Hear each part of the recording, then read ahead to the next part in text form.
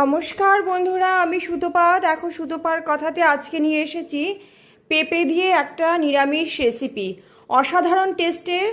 এবার কি করে করেছি চলো সেটা তোমাদের সাথে শেয়ার করি। তবে যাওয়ার আগে বলি, প্লিজ চ্যানেলটাকে সাবস্ক্রাইব করে ভিডিওটাকে লাইক দিয়ে দিও। এবার চলো। এই দেখো পেঁপেগুলোকে কেমন করে কেটেছি, একদম এরকম বড় বড় করে কিন্তু কাটতে হবে। এই রেসিপিটায় পেঁপে একটু বড় না কাটলে কিন্তু পেঁপের টেস্ট পাওয়া যাবে না। আর তার জন্য একটা মশলার জন্য আমি দেখো মিক্সির জার নিয়েছি। মশলাটা মেন, এর জন্য আমি ঠিক এরকম একটা ছোট যে টেবিল চামচ, ঠিক সেই চামচ একটা নিয়েছি। আমার এখানে বড় একখানা পেঁপে আছে, দিয়ে দিলাম। মশলার জন্য দেখো 1 চামচ চাল মগজ, এর মধ্যে দিচ্ছে চাল মগজের থেকে একটু বেশি পরিমাণে দেব হচ্ছে সাদা তিল দিচ্ছে, অসাধারণ লাগে খেতে। আর দেব কাজু বাদাম। কাজু বাদাম ওই যে এই দেখো, ওই চামচের ওই 1.5 চামচ মতনই পড়বে। এই মশলা কটাকে পেস্ট করে নেব। তিলটা একটু বেশি দেওয়ার কারণটা হচ্ছে তিলের সেন্টটা এটাতে দুর্দান্ত লাগবে, সেই কারণে তিলটা একটু বেশি দিয়েছি। এবার এই যে মশলাগুলো, এগুলো সবগুলো একসাথে পেস্ট করব। প্রথমে শুকনো করে নিই, তারপরে গুঁড়ো, আর বাকি হচ্ছে ভাজা মশলা দেব। এটা হচ্ছে কাঁচা মশলা। কড়াই বসিয়ে দিয়েছি। কড়াইতে এই যে জল শুদ্ধ, পেঁপেটা একটু সিদ্ধ করতে হবে, তাই জল শুদ্ধই আমি ঢেলে দিলাম। আর একটু জল লাগবে। পেঁপের মধ্যে দিয়ে দিচ্ছি লবণ। লবণ দিয়ে পেঁপেটা জলটা ফুটবে। এইবার পেঁপেটাকে একটু ঢাকা দিয়ে দিই। ঢাকা দিয়ে দিলে খুব তাড়াতাড়ি ফুটে উঠবে।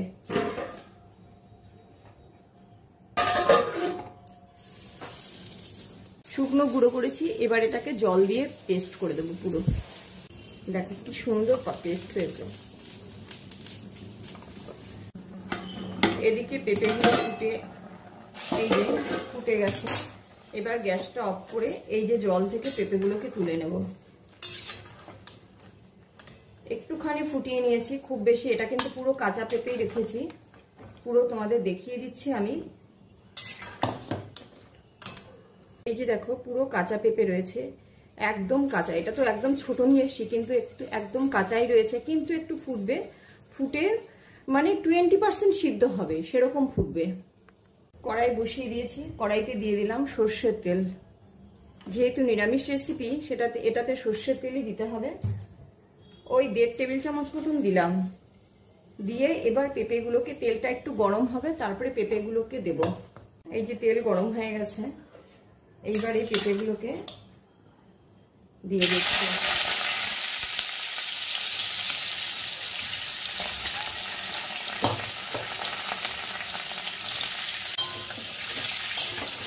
পেঁপেগুলোকে এরকম করে একটু ভাজা ভাজা করব। এক রেসিপিতে যদি বাজিমাত করতে হয়, পুরো ভিডিওটা দেখতে হবে। টেনে টেনে দেখলে কিন্তু হবে না। ছোট ছোট জিনিস আছে, টেনে টেনে দেখলে কোনো একটা স্টেপ বাদ হয়ে যাবে। আর একটু ভাজা হবে। পেঁপেগুলো কিন্তু ভাজা হয়ে গেছে। এবার এগুলোকে তুলে নেব। কি অবস্থায় তুলছি দেখাচ্ছি, পুরোটাই দেখা। এই যে একদম লাল লাল হয়ে গেছে প্রত্যেকটা পেঁপের পিসের চতুর্দিকটা। এই অবস্থায় পেঁপেগুলোকে আমি তুলে নিলাম। কড়াইতে যেটুকুনি তেল আছে তার মধ্যে সামান্য 1/2 টেবিল চামচ মতন তেল দিলাম। টোটাল এই 1 টেবিল চামচ তেল হলো।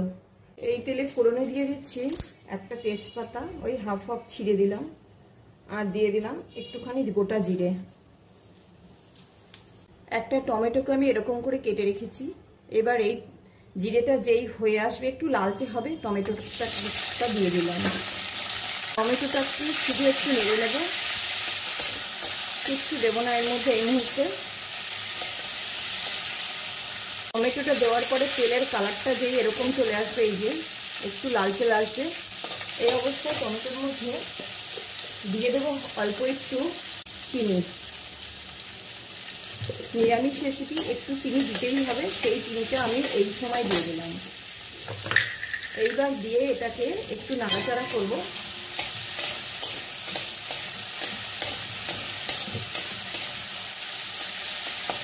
টমেটোর পিসের উপর দিয়ে দেখবে ভাজা ভাজা একটা দাগ পড়ে যাবে। যখন এরকম হবে এই অবস্থায় দিয়ে দিলাম একটু লবণ। লবণ দিয়ে যেহেতু পেঁপে সিদ্ধ করা আছে তাই লবণের পরিমাণটা ঠিক রাখতে হবে। দিয়ে দিলাম হলুদ,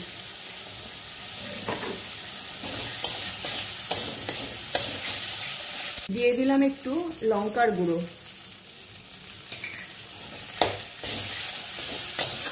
অবশ্যই গ্যাসটা কমিয়ে দিয়েছি সবগুলোতে।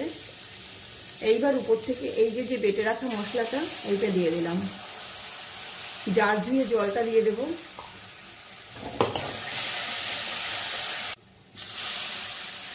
জারের মধ্যে অনেক মশলা লেগে থাকে।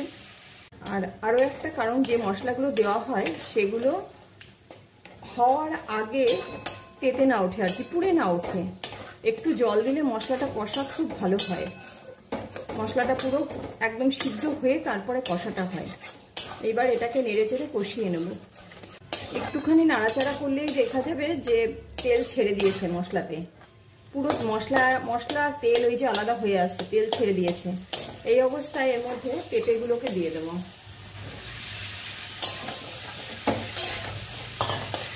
এবার খুব ভালো করে মেশাবো।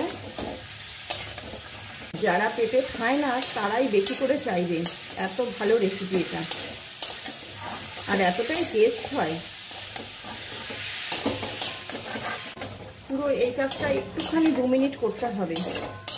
2 মিনিট করে এই যে পেঁপের গায়ের সঙ্গেও মশলাটা খুব ভালোভাবে মিশে গেছে, একদম পুরো খুব ভালোভাবে, দেখো পুরো ভালোভাবে মিশে গেছে। পেঁপের এদিক ওদিক সব দিকে আর কি মশলা ভালোভাবে লেগে গেছে। এইবার দিয়ে দিলাম কাঁচা লঙ্কা। তবে কাঁচা লঙ্কাগুলো কিন্তু নিচটা জোড়া রেখে দিয়েছি, উপরটা কেটে রেখে দিয়েছি। এইবার কাঁচা লঙ্কাটা একটুখানি মিশিয়ে নেব। মিনিট খানেক মিশিয়ে নিয়ে দিয়ে দেব জল। জলটা কি পরিমাণে দিচ্ছি সেটা একটু দেখে নিতে হবে, আর একটু লাগবে।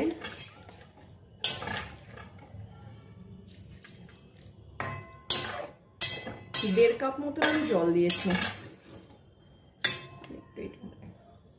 ওই 1.5 কাপই হবে। পেঁপেটা হালকা ডুবেছে, জল দিয়েছি। এবার এটাকে গ্যাস বাড়িয়ে টকবক করে একটু ফুটতে হবে। আর অবশ্যই ঢাকা দিয়ে দেব, তাহলে একটু তাড়াতাড়ি হবে। তবে এই রেসিপিটায় কিন্তু পেঁয়াজ চলবে না, আর যদি কেউ দিতে চাও তাহলে পেঁয়াজ ভেজে আলাদা করে দিতে হবে, কারণ কোনো মশলার সাথে পেঁয়াজ অ্যাড করলে কিন্তু পুরো রেসিপিটার টেস্ট পাল্টে যাবে। ফুটে যখন এই অবস্থায় আসবে, আর বিশেষ করে পেঁপে দেখতে হবে নরম হয়েছে নাকি। এই যে পেঁপে কিন্তু আমার নরম হয়ে গেছে, এই দেখো পুরো নরম হয়ে গেছে, কিন্তু পেঁপেগুলো গোটা গোটা থাকতে হবে। এই অবস্থায় দিয়ে দেব এই যে বললাম ভাজা মশলা, সেই একটুখানি ভাজা মশলা দেব। হাফ চা চামচ, ছোট চা চামচ থাকলে তার 1 চামচ হবে। এর মধ্যে আছে ধনে, জিরে, শুকনো লঙ্কা, তেজপাতা, সব মিশিয়ে আমি ভেজেছি সেই ভাজা মশলা। এটা দিয়ে একটু নেড়ে চেড়ে আর একটা জিনিস দেব। নিরামিষ যেহেতু এই সমস্তটা দিয়ে করলে, বললাম না যারা পেঁপে খায় না তারাও বলবে পেঁপেই চাইবে শুধু। দিয়ে দেব একটুখানি ঘি, ওই ছোট টেবিল চামচের 1 চামচ ঘি দিয়ে দিলাম। নিরামিষ তরকারিতে একটু ঘির গন্ধ হলে ভালো লাগবে। ঘি আর ভাজা মশলা মিক্সড হয়ে যে গন্ধটা বেরোবে দুর্দান্ত লাগবে। আর একটা বাকি রয়েছে, ঘিটা দিয়ে কিন্তু একটু ফুটবে, একটু টকবক করে ফুটে উঠবে। গ্যাসটা বাড়িয়ে দিয়েছি ঘিটা দিয়ে, একটুখানি টকবক করে ফুটবে ভাজা মশলা আর ঘিটা দিয়ে। তাহলে পেঁপের পিসগুলো যখন মুখে পড়বে দুর্দান্ত লাগবে খেতে। এই যে যখন এই অবস্থায় হয়ে আসবে, এইবার দিয়ে দেবো, এই যে বললাম গ্যাসটা এবার কমিয়ে দিয়েছি, এটা এবার আমার হয়ে গেছে। দিয়ে দেবো হচ্ছে এই যে ধনিয়া পাতা। নিরামিষে উপর থেকে একটুখানি ধনিয়া পাতা ছিটিয়ে দিলে বেশ ভালো লাগে। গ্যাস কিন্তু আমি কমিয়ে দিয়েছি, আর গ্যাস বাড়াবো না। এবার শুধু নামিয়ে দেব। ধনিয়া পাতাটা দিয়ে একটুখানি মিক্স করে দেব।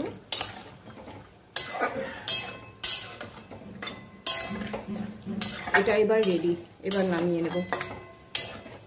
এই গ্রেভিটা ঠিক এরকমই থাকবে, একটু বাদে এটা কিন্তু আরেকটু জমে যাবে। একটু হালকা থাকলে খেতে ভালো লাগে পেঁপের পিসগুলো। দেখো নামিয়ে নিয়েছি, দুর্দান্ত টেস্টি। অবশ্যই আমাকে কমেন্টস করতে ভুলো না পেঁপের এই নিরামিষ রেসিপিটা কেমন হয়েছে। আর ভিডিওটাকে একটা লাইক, চ্যানেলটাকে সাবস্ক্রাইব করতে ভুলো না। আজ এই অবধিই থাক, টাটা বাই বাই।